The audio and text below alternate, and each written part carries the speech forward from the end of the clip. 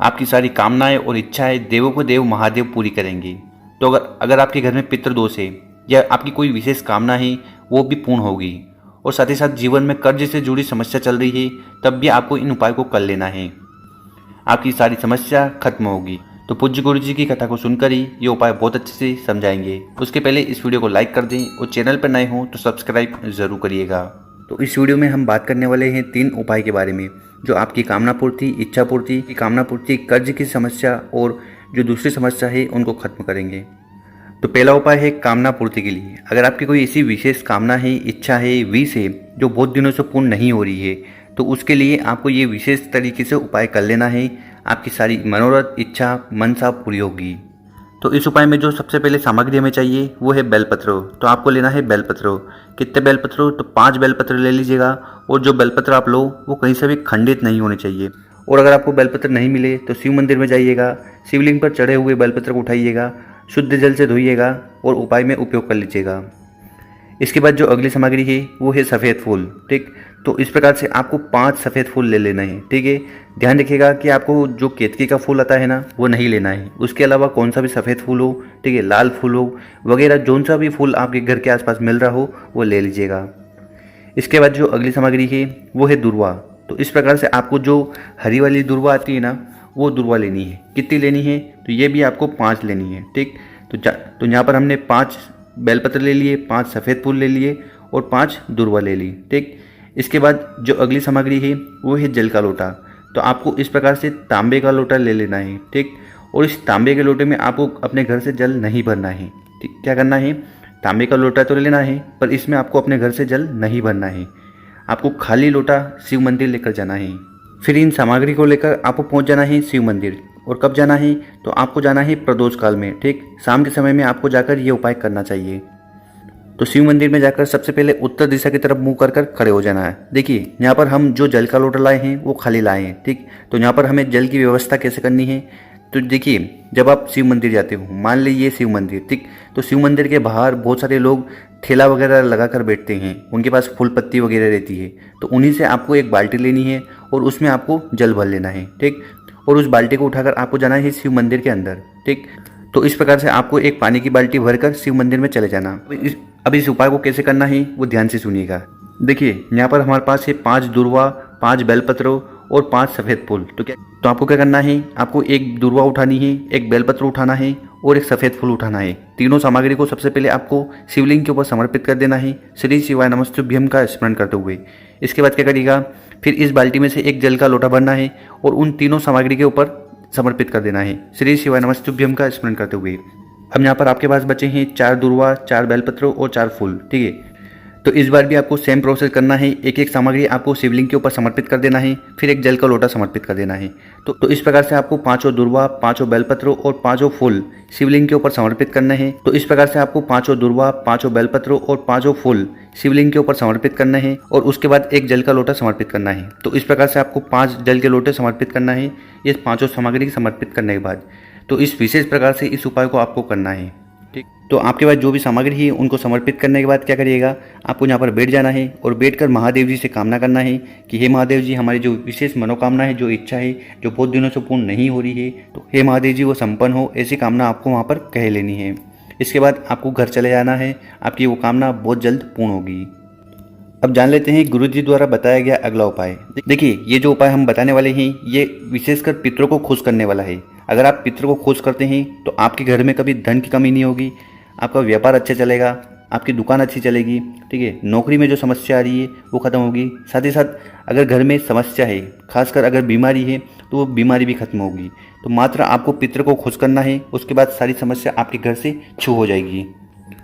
तो इस उपाय में क्या क्या सामग्री की जरूरत है? तो सबसे पहले आपको लेना है दीपक। ठीक, तो इस प्रकार से दिया ले लीजिएगा। अब ये दिया कौन सा? अगर आप चाहो तो मिट्टी का दिया ले सकते हो या आप चाहो तो आटे का दीपक ले सकते हो। पर आटे का दीपक अगर बनाए तो उसमें न तो आपको नमक डालना है और ना ही हल्दी डालना है, क्योंकि बहुत सारी माता बहनें क्या करती है, नमक हल्दी डालकर दिया बनाती है। तो ऐसी गलती आपको नहीं करना है। ठीक, तो चलो मान लेते हैं कि आपने मिट्टी का दिया लिया है। ठीक है, तो मिट्टी के दिए में सबसे पहले तो आपको ये जो बत्ती लोगे, ठीक है, जो लो लोगे ये लंबी होनी चाहिए। ठीक है, क्योंकि यहाँ पर हम जो उपाय कर रहे हैं ये पितरों के लिए कर रहे हैं और पितरों को हरदम लंबी बत्ती लगती है। इसके साथ इस दीपक में आपको लेना है घी। घी कौन सा? गाय का शुद्ध घी। अगर आपके घर पर है तो वो इस दीपक में ले लीजिएगा। फिर इस दीपक को उठाकर आपको जाना है आपके घर के आसपास, अगर नदी है, तालाब है, ठीक है, कुआं है, कोई सरोवर है, ठीक है, जो भी पानी का स्रोत है वहाँ पर आपको इस दीपक को लेकर चले जाना है। ठीक है, कब जाना है? तो आपको जाना है प्रदोष काल में। प्रदोष काल मतलब शाम के समय आपको ये दीपक उठाकर नदी, सरोवर, तालाब, कुआं, जहाँ पर भी पानी का स्रोत है वहाँ पर चले जाना। ठीक, वहाँ जाकर सबसे पहले इस दिए को रख देना और रख कर आपको इस दिए को प्रज्वलित कर देना है। और इसकी जो लो होगी, ठीक है, इस दीपक की जो लो होगी वो होनी चाहिए साउथ डायरेक्शन में। साउथ मतलब दक्षिण दिशा में। दक्षिण दिशा की तरफ आप इस दीपक की लो रखनी है और जला देना है। और जलाने के बाद आपको मंत्र बोलना है, ओम पितराय नमः। तो इस मंत्र का 5 बार जाप कर लेना और यहाँ पर बैठकर आपको कामना कर लेना है कि हे पितृ देवता, हमारे घर में जो भी समस्या आ रही है उसे जल्द से जल्द खत्म करें। तो अगर आप पितृ देवता के लिए इस प्रकार से दिया जला देते हैं तो वो बहुत ज़्यादा प्रसन्न होते हैं और आपके घर में जो भी समस्या रहती है, ठीक है, वो चाहे व्यापार से हो, धन से हो, दौलत से हो, नौकरी से हो, या आपके घर में बीमारियां हैं, तो वो सारी समस्या धीरे धीरे खत्म होने लगती है। ठीक है, और इस उपाय को कब करना चाहिए? देखिए, विशेषकर इस उपाय को आपको मात्र और अमावस्या वाले दिन करना है। जिस भी महीने अमावस्या पड़े उस दिन जाइएगा शाम के समय और इस दीपक को जलाकर प्रार्थना कर लेना है। और अगर आपके घर के आसपास नदी, सरोवर, तालाब कुछ भी नहीं है तो आप उस दीपक को बेलपत्र के पेड़ के नीचे भी लगा सकते हैं। ठीक है, और अगर आपके घर के आसपास बेलपत्र का पेड़ नहीं है तो फिर उस दीपक को आप पीपल के वृक्ष के नीचे, पीपल के पेड़ के नीचे भी लगा सकते हो। और अगर आप पीपल का पेड़ भी नहीं है तो फिर उसको आप किसी वट वृक्ष मतलब जो बरगद का पेड़ आता है ना, उसके नीचे जाकर लगा दीजिएगा। और अगर बरगद का पेड़ भी नहीं है तो फिर कुछ मत करिएगा, आपके घर में जो पितृ का स्थान होता है, ठीक है, जो मटका होता है, परेंडा होता है, पानी का स्रोत होता है, आरओ होता है, ठीक है, आरओ मशीन भी है, तो उसके पास आपको उस दीपक को प्रज्वलित कर देना है, जला देना है। ठीक है, यहाँ पर आपके पास बहुत सारे ऑप्शन हैं। या तो आप नदी, सरोवर, तालाब के पास चले जाइए, वहाँ पर दीपक लगा लीजिए, और वहाँ नहीं है तो इन 3 पेड़ के नीचे दीपक लगा दीजिएगा। आपकी जो कामना है, जो इच्छा है, वो परिपूर्ण हो गई। अब जान लेते हैं गुरुजी द्वारा बताया गया अगला उपाय। देखिए, ये उपाय आपको क्यों करना है? अगर आपके घर में कर्ज से जुड़ी समस्या है, ठीक है, आपने कोई लोन लिया था, ठीक, और वो लोन चुक नहीं रहा है, आपके पास पैसों की कमी है, माता लक्ष्मी का बिल्कुल भी वास नहीं है, ठीक है, जितना पैसा आता है उससे ज़्यादा खर्चे हो जाते हैं, तो ऐसी कौन सी भी समस्या अगर आपके जीवन में आ रही है तो आपको ये उपाय जरूर करना चाहिए। तो इस उपाय में जो सबसे पहले सामग्री हमें चाहिए वो है लौंग। तो इस प्रकार से आपको लौंग ले लेना है और लौंग लेते समय इसका जो फूल है ये होना चाहिए, नहीं तो ये खंडित लौंग कहलाएगा। कितने लौंग लेने हैं? तो इस उपाय में मात्र 1 लौंग ले लीजिएगा। ठीक, इसके बाद जो अगली सामग्री है वो है जल का लोटा। तो इस प्रकार से आपको एक तांबे का लोटा ले लेना है और उस तांबे के लोटे में आपको अपने घर से जल भर लेना है। विशेषकर इस जल को आपको अपने किचन से भरना है। ठीक, इसके बाद जो अगली सामग्री है वो है दिया। तो इस प्रकार से आपको एक दीपक ले लेना है और इस दीपक में आपको लेना है एक गोल बत्ती। देखिए, यहाँ पर आपको कौन सी बत्ती लेनी है? गोल बत्ती। ठीक, और इस दीपक के अंदर आपको डालना है घी। तो गाय का जो शुद्ध घी आता है वो इसमें डाल लीजिएगा। ठीक, फिर इन तीनों सामग्री को लेकर आपको पहुँच जाना है वट वृक्ष के नीचे, मतलब कि आपके घर के आसपास जहाँ पर भी बरगद का पेड़ है, ठीक है, उस बरगद के पेड़ के नीचे आपको चले जाना है प्रदोष काल में। कब जाना है? प्रदोष काल में शाम के समय।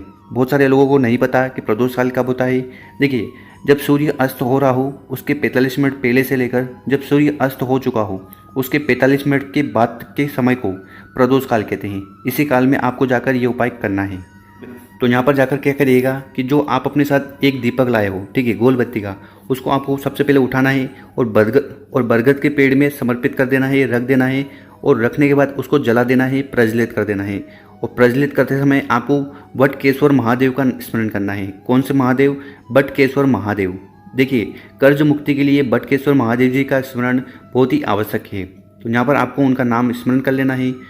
इसके बाद क्या करना है कि आप अपने साथ एक जल का लोटा लाए हो और एक लौंग लाए हो, तो उस लौंग को उठाना, उस जल के पात्र में, उस जल के लोटे में गिरा देना।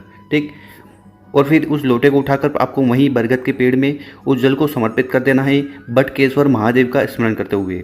बस इतना सा उपाय करना है। ठीक, और ये उपाय करने के बाद आपको वहाँ पर खड़े हो जाना है और बटकेश्वर महादेव जी से प्रार्थना करना है कि हे महादेव जी, हमारे घर में कर्ज से जुड़ी बहुत ज़्यादा समस्या है और जो कर्जा है वो खत्म होने का नाम नहीं ले रहा है। इसके साथ अगर आपका कोई पैसा लेकर भाग गया है, आपका कोई पैसा नहीं भी लौटा रहा है, तब भी आपको इस उपाय को कर लेना है। गुरु जी कहते हैं कि कर्ज मुक्ति के लिए इससे बढ़िया उपाय आपको कोई और नहीं मिलेगा। तो किसी भी दिन इस उपाय को आप कर सकते हो। पर हाँ, किसी विशेष दिन इस उपाय को करते हो तो आपको ज़्यादा लाभ देखने को मिलेगा। तो कर देखिएगा, बहुत ही आसान सा उपाय है।